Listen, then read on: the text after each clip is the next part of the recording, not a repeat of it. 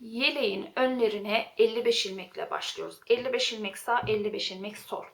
Daha sonra bir düz bir ters lastik örüyoruz 3 sıra. Ve 5 sıra haroşa örüyoruz. Fıstıklı modelimizi kurmaya başlıyoruz. Fıstıklı modeli kurup tam düğme kısmında, bant kısmında yine haroşalara devam ediyoruz. Haroşalarımız 5 ilmek. Fıstıkları örmeye devam ettik. Koltuk altımıza geldik. Koltuk altımızda 11 ilmek kesiyoruz. Ve haroşayla birlikte örmeye devam ediyoruz. Yaka kısmında V görüntüsünü vermek için haroşadan sonra bir kesiyoruz. 2 ilmeği birlikte örerek kesiyoruz. Peş peşe kesmiyoruz. Bu kısımda toplam 13 ilmek kesmiş olacağız. Bir öreceğiz, bir sonraki sırada keseceğiz. Bir öreceğiz, bir sonraki sırada keseceğiz. 13 ilmek olacak. Şimdi yakada ise yakaya yani omuz kısmına geldiğimiz zaman omuz kısmında 11 ilmek 23 ilmek kesiyoruz. Koltukta 11 ilmek kesmiştik. Omuz kısmında 23 ilmek kesiyoruz. 5 sıra haroşamız kalıyor. Haroşayı da tam 14 sıra olacak şekilde örüp bitiriyoruz. Diğer tarafını da tam simetri olacak şekilde örüyoruz. Yani 55 ilmekle başladık. Bir düz bir ters lastik ördük 3-4 sıra. Daha sonra 5 sıra haroşa ördük. Fıstıklı modelimizi kurduk. Koltuk altında 11 ilmek, yakalarda toplamda 13 ilmek olmak üzere bir kestik. Omzunda 23 ilmek kestik. 5 sıra haroşamız kaldı. 11 kaç sıra örmüştük? 14 sıra örüp bitirdik. Arada notlarıma bakıyorum. Unutuyorum çünkü sayıları. Şimdi santim olarak ölçülerimizi verecek olursak 55 ilmekle başlamıştık. 21 santim geliyor. Haroşalı kısım ise 2 santim, 2,5 santim falan. Koltuğa kadar 33 santim geliyor. Yalnız koltuğun kesmeden önce kaç sıra? Bir saniye. Fıstık örüyoruz.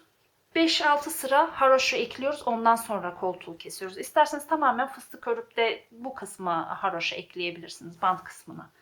Genişliği ise 22 santim. Koltuğa kadar 34-35 santim. Koltuktan sonra ise 14 santim örebilirsiniz.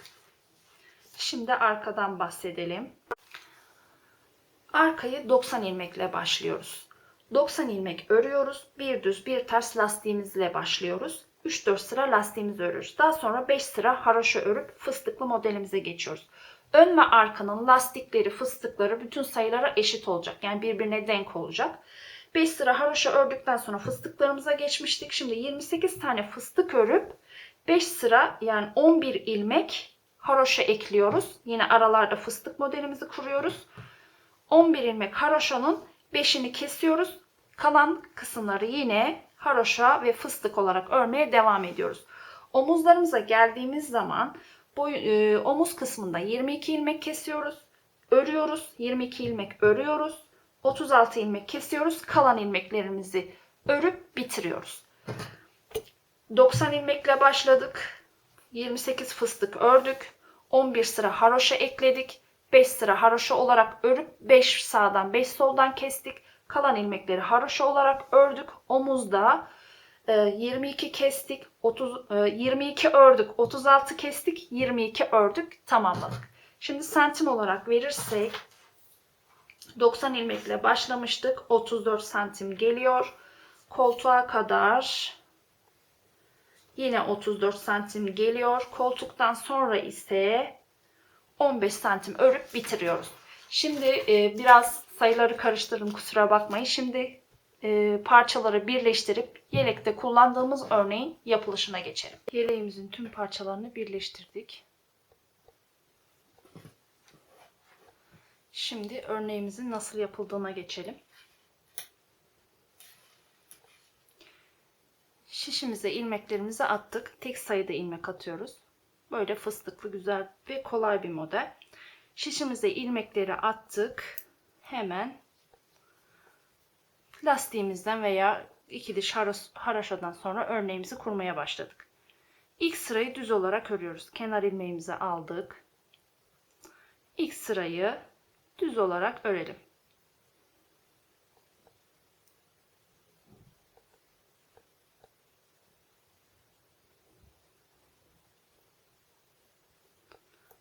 Dört turun tekrarından oluşan kolay bir model. İlk sıramız düz. Tek sayıda ilmek atıyoruz.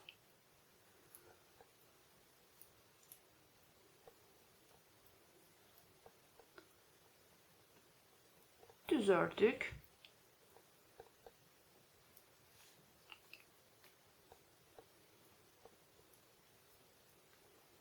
Modeli 3. sırada kuruyoruz. Ön sıramızı tamamladık. Düz olarak örmüştük. Arka sıraya geçiyoruz. Arka sırayı komple ters örüyoruz. Kenar ilmeğimi aldım. Bu sırayı da sıra sonuna kadar ters örüyorum.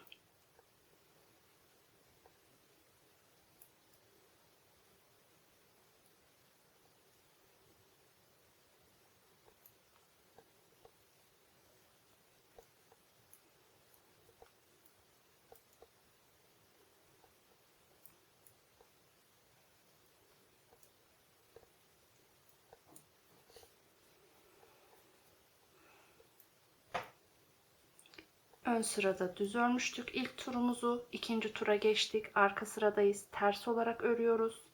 Şimdi 3. tura geçeceğiz ve örneğimizi kurmaya başlayacağız. Bu turu ters olarak tamamladık. Şişimize de ilmekleri tek sayı olacak şekilde atmıştık. Şimdi ilk 2 sıra bu şekilde görünüyor. Artık modeli kurmaya başlayabiliriz.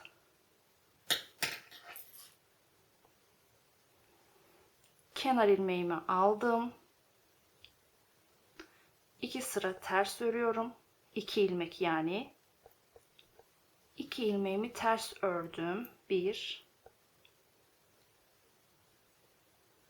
2.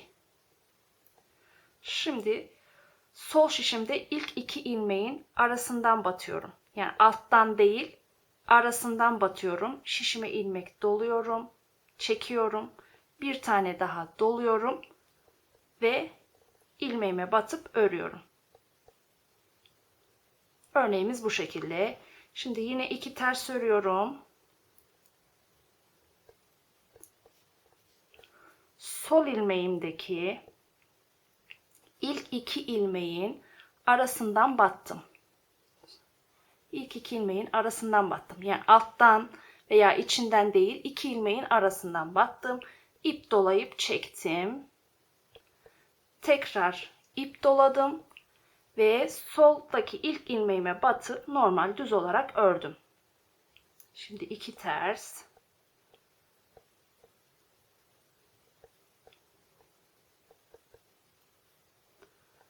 Aradan batıyorum. İlmeği dolayıp çekiyorum. Tekrar doluyorum ve örüyorum. 2 ters.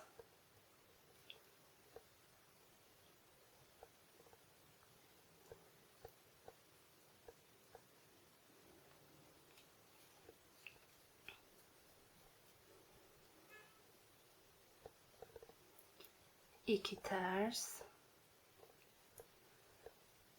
Battım aradan, çektim, dolayıp çektim. Tekrar doladım ve düz olarak sıradaki ilmeğimi ördüm. Kalan ilmekleri ters olarak örüyorum. Model bu şekilde kuruluyor. Oldukça kolay. Şimdi arka sıraya geçiyoruz. Şimdi kalan ilmekleri ters olarak örmüştüm. Fıstığa kadar o kısımları düz olarak örüyorum.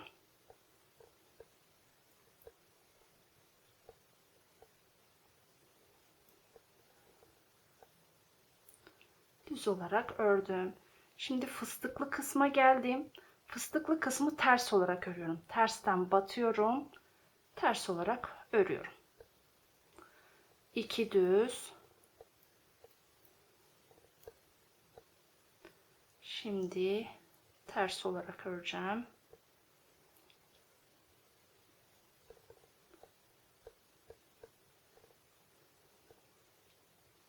2 düz, aradaki ilmekleri düz örüyorum. Fıstıkları ters olarak örüyorum. 2 ters. 2 düz. Fıstık ters.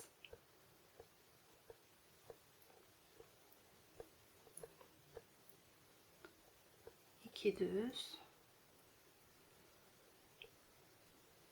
Fıstık ters.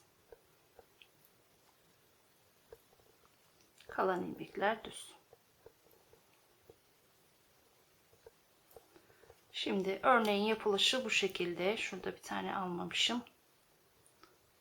Fıstıklar birbiri üzerine gelerek ilerliyor. İsterseniz aralara da ekleyerek yapabilirsiniz. Yani kaydırırsınız. Şurada 2 ilmek ters başlamıştık. Biri alıp devam edebilirsiniz.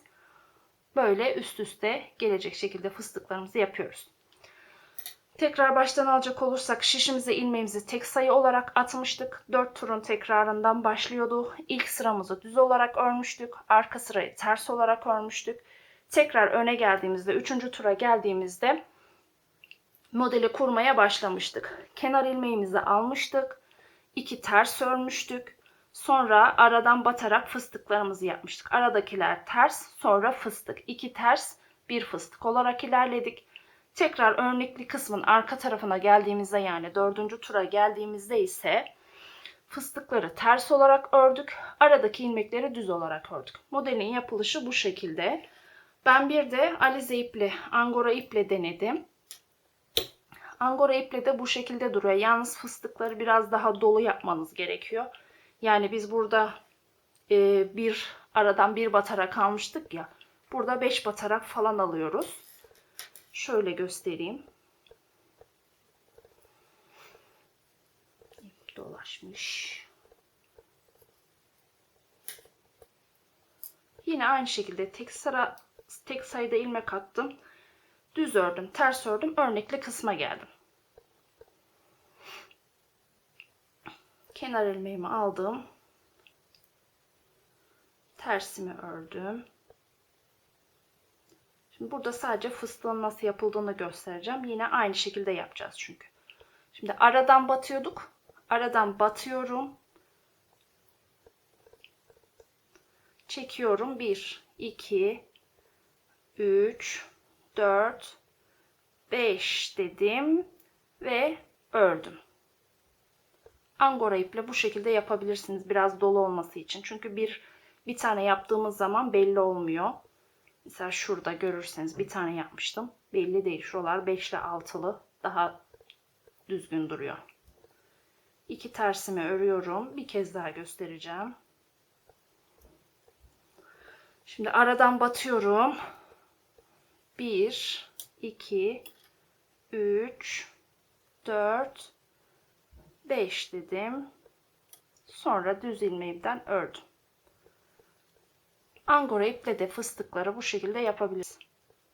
Yeleklerde çok güzel durur. Mesela çeyizlik yeleklerde, atkılarda kullanabilirsiniz.